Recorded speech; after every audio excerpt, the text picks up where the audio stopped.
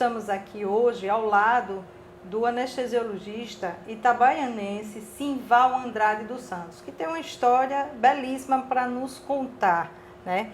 Desde que saiu de Itabaiana aos 16 anos, foi para o Rio de Janeiro, trabalhou em fábrica, exército. Vamos então, doutor Simval, contar um pouquinho dessa história hoje aqui para a gente? Pois não, eu saí de Itabaiana com 16 anos, né? Mas antes, lá em Itabaiana, como era a infância? O senhor, filho de um infância, alfaiate, né? Meu pai era alfaiate, né? Ele tinha uma alfaiataria em frente ao cinema de Zeca Mesquita, né? E eu estudava normalmente e fora do estudo trabalhava com ele, né? Era uma realidade comum naquela época, né? A gente ajudar os pais, né? Quer dizer, a vida de criança era assim, como de todo o interior, né? Criança de interior, agora é rígida, disciplina rígida, né? E a gente, fim de semana, jogava uma bola, né? Ia lá para o campo do Cruzeiro ali, né? 5 irmãos com o senhor, comigo. duas mulheres. Duas muita traquinagem, davam muita dor de cabeça, mãe? Não, porque na realidade meus pais se separaram, nós tínhamos 10 anos, eu tinha 10 anos de idade, né? Então, assim, até hoje ninguém sabe por que se separaram, o motivo, né? Agora, assim, eu fui morar com meu pai, minha avó, né? Então, de forma que, apesar disso, a vida de criança foi uma vida de interior, né? Brincadeira. E, por exemplo, tem algumas passagens. Por exemplo, teve uma vez teve um circo chamado Circo Nerino, muito famoso, né? E no último dia de espetáculo, eu não tinha dinheiro para pagar o ingresso, né? Não tinha dinheiro.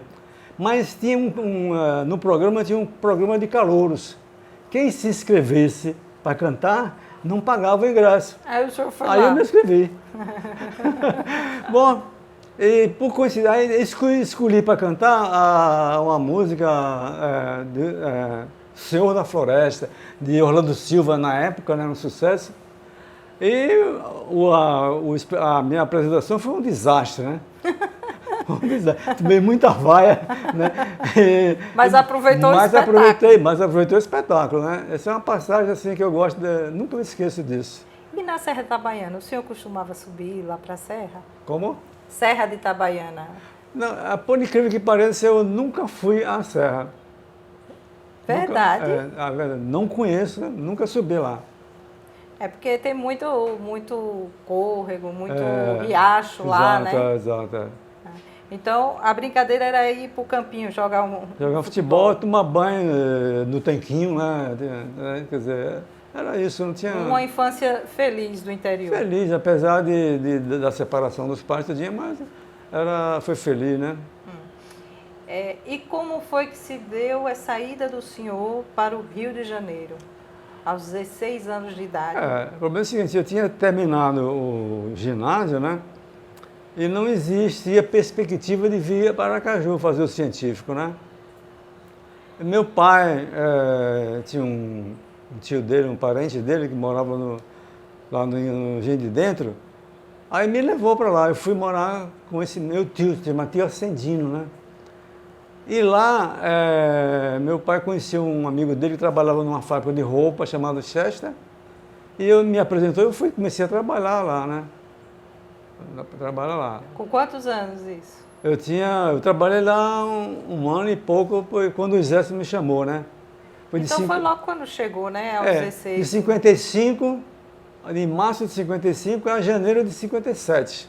Trabalhei nessa fábrica, né? E aí, quando chegou em 57, aí eu fui convocado para o exército, né? Aí eu fui soldado, depois... Trocou a dureza da fábrica pela rigidez do exército. Do exército, exato, né? Mas foi melhor? Melhor, não tenha dúvida, porque se abriu um horizonte para mim, né? Porque na fábrica não tinha muito futuro, né? Quer dizer, era uma dureza, não tinha como progredir, né? E do Exército, em um ano, eu fiz o curso de cabo, né? Fui promovido em julho. No fim do ano já fui promovido a sargento, então o ganho foi bem maior, né? E também, assim, trabalhando meio expediente, podia estudar ou fora do horário. E com isso eu fiz pré-vestibular, fiz o científico à noite. O científico, né? Hoje ensino médio, que chama. Exato. O colégio chama Colégio Ateneu Brasileiro, né? Ranjão Novo. Né? De noite, o curso era à noite. Então, durante 3 anos eu fiz o científico e depois, então, aí eu comecei a estudar para o pré-vestibular. Eu como sargento, né? Eu era sargento. Pré-vestibular e fiz o vestibular e passei, né? Passei. Quer dizer, de repente, entrei na Escola de Medicina e Cirurgia do Rio de Janeiro.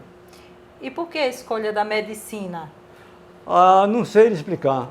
Não tenho assim, nunca tive vocação. Não tinha ninguém na família médico? Não tinha médico, nada, né? Quer dizer, é uma coisa que acontece na vida da gente, né? Então, o que acontece é o seguinte, então, durante 6 anos eu trabalhei no antigo Ministério da Guerra, né? Que hoje é o Comando Leste, né? Trabalhava no 3º andar lá, de tarde.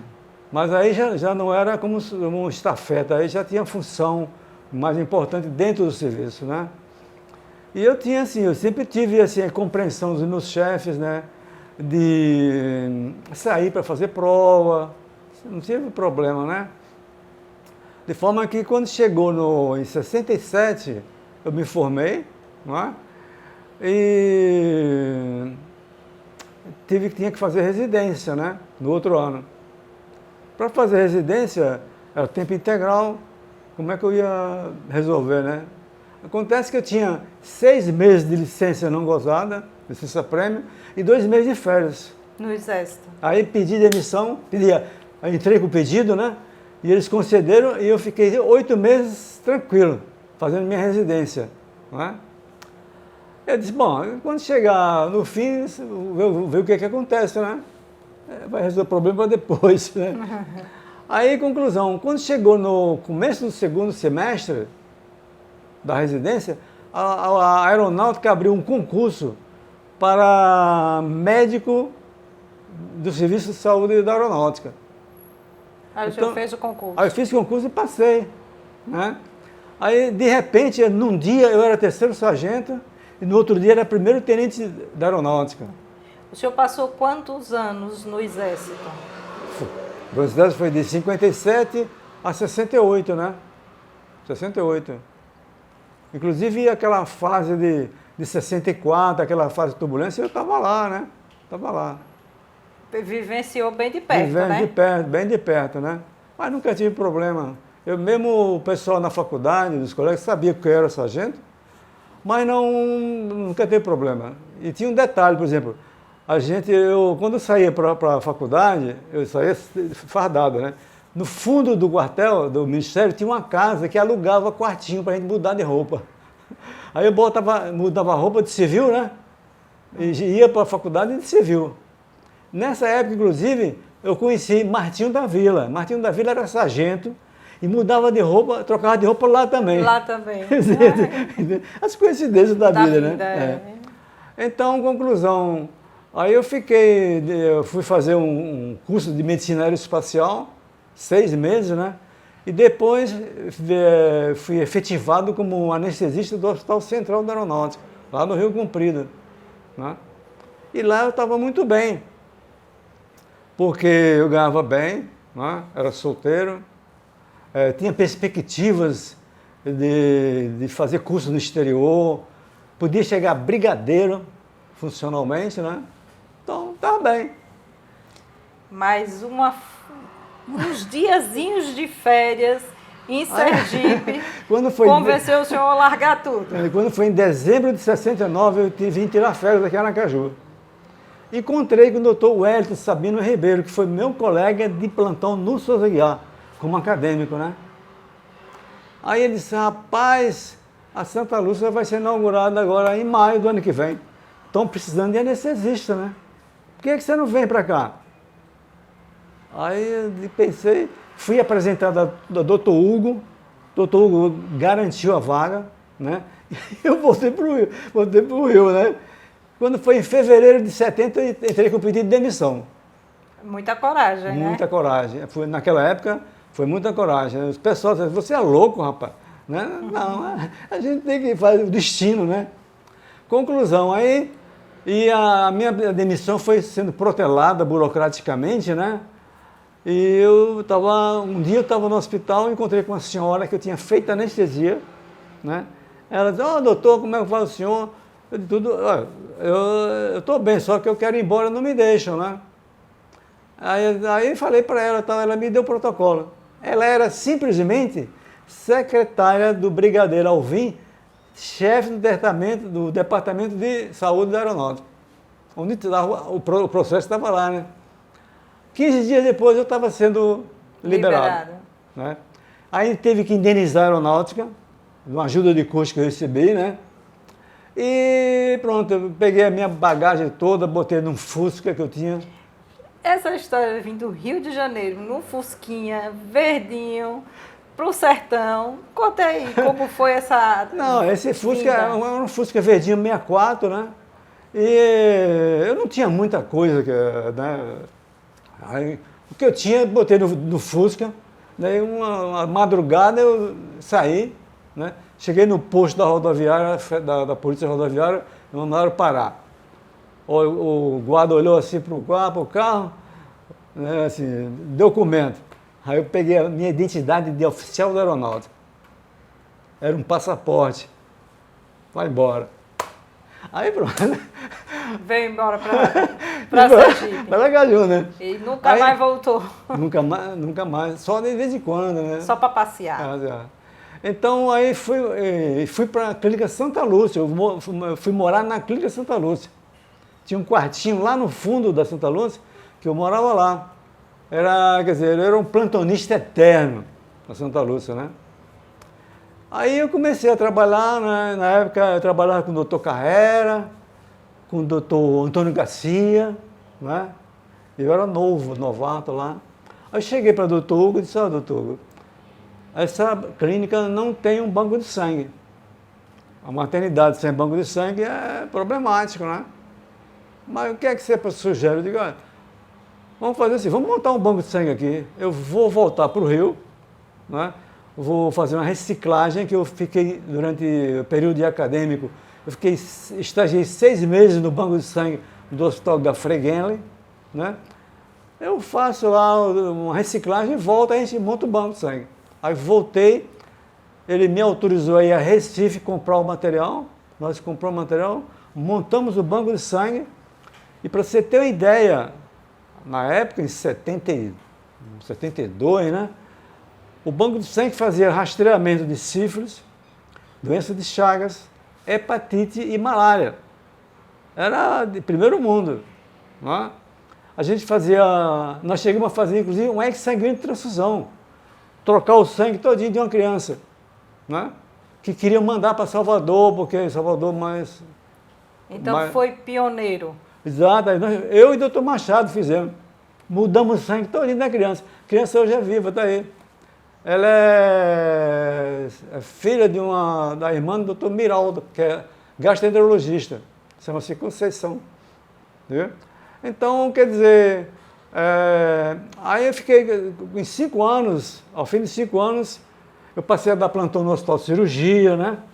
Dava plantão também no fim de semana. Santa Lúcia, cirurgia. Cirurgia, né? E como o senhor chegou na Universidade Federal para ser professor? Foi o seguinte, eu conheci o doutor Raimundo Almeida, né? Ele era professor de farmacologia. E ele se formou no Rio. A gente tinha certa afinidade, né? Ele disse, rapaz, você vai começar a dar aula de farmacologia aqui, como professor colaborador, sem dinheiro, sem ganhar nada. Aí comecei a ajudar ele na farmacologia, né? A farmacologia era uma disciplina muito respeitada pelos alunos, né? porque assim, tinha muita prática de animal do laboratório, a gente fazia muita prática, né? E o doutor Raimundo dava mais a parte teórica. Agora... Isso foi em que ano? 72, né? Aí depois veio o concurso para professor de auxiliar de ensino, eu fiz o concurso, passei, aí fiquei efetivo na universidade, né? De forma que eu trabalhava como anestesista e era professor de farmacologia. Nesse meio tempo, o senhor também começou a se organizar com os anestesiologistas daqui para criar a Sociedade de Anestesiologia? Sim. Quando eu cheguei aqui, só existia 5 anestesistas aqui em Sergipe, né? Doutor Carrera, doutor Antônio Garcia, doutor Luiz Bosco, e no Santa Isabel tinha doutor Carlos Muricy e doutor Everton, só, né? Aí comecei a conversar, né? Sergipe não tem uma sociedade e tal, né? E aos poucos foi chegando mais gente, né? A Lenita, né? O Leonel, e aí nós resolvemos montar a sociedade. Na época, o presidente da SBA era o doutor Valdir Medrado, da Bahia, e ele incentivou muito a gente, né? Aí fundamos a sociedade, né? Na época, a sociedade era assim, eu era o presidente, né? Lenita era a secretária e o doutor Carlos Muricy era o tesoureiro. Eram 3 membros da diretoria. Muita dificuldade para montar? No início era complicado, né? Mas a gente fazia a coisa de acordo com a circunstância, né? Entende? E começou assim a criar para discutir, inclusive, a questão da anestesiologia. Exato. Ter essa troca de experiência. Não, nós começamos a fazer troca de experiência, né? Começamos a trazer colegas do Sul, eles vinham aqui fazer palestra, né? E depois começou também, eu comecei a ser chamado para participar de congresso e tal. Havia um intercâmbio forte, né? Até hoje, né? Até hoje, né? Até hoje, eu vejo esse intercâmbio, até né? hoje. E onde foi instalada assim, a sede lá no início da sociedade? Quando? Onde funcionava? Funcionava na casa da gente, né? Não tinha sede. Era assim, um dia a reunião na casa de um, faça um cafezinho. Exato, Não tinha sede, não. E como foi daí que o senhor evoluiu para conhecer a esposa? Ela não trabalha na mesma área, né? Uma área completamente diferente, advocacia. Na realidade, veja bem, aí eu conheci a Kátia, foi até o doutor Reginaldo que me apresentou, sabe? Reginaldo namorava a irmã dela e tal, né? E ele me apresentou. Então, a gente esqueceu dessa parte, né? Que o senhor também teve um dedo, mas a gente chega lá, né? Certo. Um dedinho lá na Clínica Renascença, né? Mas nessa época a Renascença não existia, né? Estava muito longe ainda. Né? O Reginaldo era obstetra, né? Era obstetra, trabalhava como obstetra, e então, quer dizer, resolveu falar, Cátia, tem um rapaz aí, um médico novo aí e tal, não quer conhecer? Vou lhe apresentar. Fui apresentado lá em frente à clínica. Frente à clínica. Bom, aí começamos a namorar, a gente teve uma festa no Clube dos Médicos, uma festa era a época de São João, parece. Na época o Clube dos Médicos era muito frequentado, né? E lá teve uma festa, lá ela foi também, né? E começamos a estreitar, né, a relacionamento, ficamos noivos, né? Coincidentemente, eu sou Leão, ela é Leão também, de julho, né? E eu cheguei para ela e disse, olha, veja bem, você vai casar com um cara que é médico e gosta de ser médico, com um anestesista, que é complicado, né? E outra coisa, você acha que leão com leão dá certo? Ela disse, leão com leão não, mas leão com leoa dá. E realmente deu, né? Hoje nós estamos com 25, né? Completamos hoje 47 anos de casado. Hoje? Hoje, 25. Parabéns. Né? Coincidência. E dessa união, 4 filhos. São 4 filhos, né? Tem 3 médicos, né? Uma advogada, que não faz advocacia, ela trabalha na Petrobras, está trabalhando no Rio, esquema de home, né? 15 dias lá, 15 dias aqui, que a Petrobras daqui sumiu, né?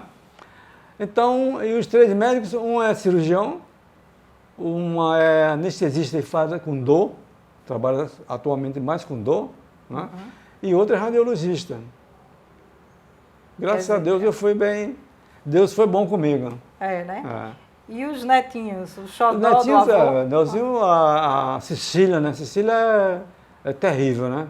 Tem 9 anos, é muito inteligente, de vez em quando vai lá para casa, dorme com a gente lá, tudo.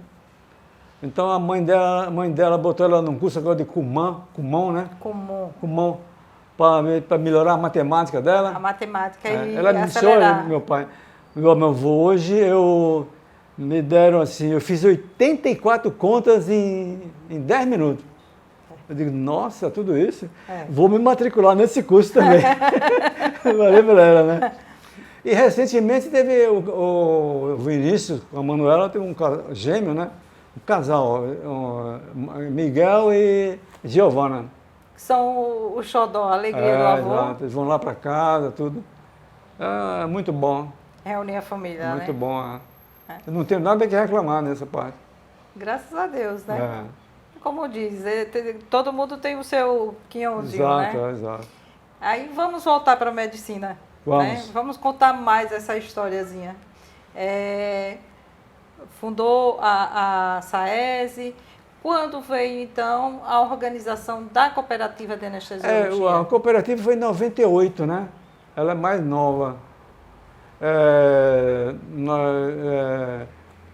Estava criando muita cooperativa no Brasil, cooperativa de anestesia, né? Então, no caso, nós resolvemos também criar o braço econômico da sociedade, né? Para cuidar dos convênios, né? Etc. A cidade já estava maior, crescendo, o estado, já tinha bastante gente, né? Então, no caso do Dr. Antônio Roberto foi o primeiro presidente, né? Doutor. Eu fiz parte da diretoria também, mas depois não mais participei, né? Eu fiquei algum tempo, assim... teve uma época, por exemplo, em 71 eu fui para o Rio de Janeiro fazer o título de especialista. É uma prova escrita, né? Passei. Aí quando foi em 72, tem a prova oral, que é para terminar, conseguir o título, né? Em Fortaleza. Aí eu fui lá, fiz a prova oral, passei, né? Aí dei uma festa lá no Clube dos Médicos, né? O pessoal foi lá, brincamos muito, tudo. De forma que eu, como anestesista, fazendo parte da SAESE, eu ia era muito convidado para mesa redonda, no Norte, Nordeste, no Rio mesmo, isso, né? Era sempre, o intercâmbio era muito forte. E hoje continua, né? A amizade do senhor com o Dr. Reginaldo, a gente já viu que era muito forte, né? Afinal de contas, foi quem apresentou a esposa. Foi. Ele é o culpado. E como surgiu a ideia de criar, na época era maternidade ou era clínica Renascença? Olha, veja bem, o embrião da Renascença surgiu em Ribeirão Preto. O Reginaldo estava fazendo doutorado de ginecologia, né? Eu estava fazendo mestrado de farmacologia. A gente morava no mesmo edifício. E conversava tudo. E a gente achava que Aracaju precisava de mais uma maternidade, né? Aí surgiu a ideia, né? Tal. De forma que aí voltamos com a ideia na cabeça, fizemos um projeto, né? Conseguimos empréstimo no Banco do Estado, né? E começamos o projeto. E deu certo, né? Deu certo. Durante muito tempo eu fui anestesista lá e fui diretor-presidente, né? Depois a clínica passou por umas fases difíceis, porque teve uma época em que a inflação era 2% ao dia. Eu lembro. A época do Sarney. Na época do Sarney. Né? Isso. O que acontecia? Você mandava uma fatura para o IPS, de 200 mil cruzeiros, não sei quanto é que era a moeda na época, recebia com 45 dias sem correção. Nossa, era mais Então, de 80%. Então era menos de 100 mil reais. Então a clínica teve dificuldade, né? Teve que acionar o sistema bancário e tal. E eu, quando foi em 2003, eu resolvi sair, não quis mais, né?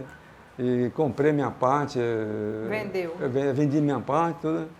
De forma que, mas mesmo assim, na Renascença nós tivemos muita coisa boa. Como foi que o senhor conseguiu conciliar vida associativa, vida familiar, professor da UFES e como ainda profissional da área, né? Um médico anestesiologista? Era 24 horas no ar, né? A família não reclamava, não? Reclamava, é claro. Muitas vezes, por exemplo, o pessoal estava pronto para ir para uma festa, o telefone tocava e anestesia. Tá. Mas hoje os filhos que são médicos entendem, né? Hoje está mais calmo. Está dizendo, meu pai, hoje a gente compreende o que o senhor passava. Mas você sabe que a Renascença ela teve dois marcos importantes. Primeiro é que nós tivemos em Aracaju um centro de ensino e treinamento de anestesia, autorizado pela Sociedade Brasileira de Anestesiologia. Dentro da Renascença? Dentro da Renascença, em convênio com o Hospital de Cirurgia, né? E com o Dr. Teles, né, da cardíaca, e nós chegamos a formar 6 anestesistas. Depois a coisa não continuou, né, fechamos, né? Esse é o primeiro marco. O segundo foi que nós fundamos a primeira UTI neonatal de Sergipe. Né?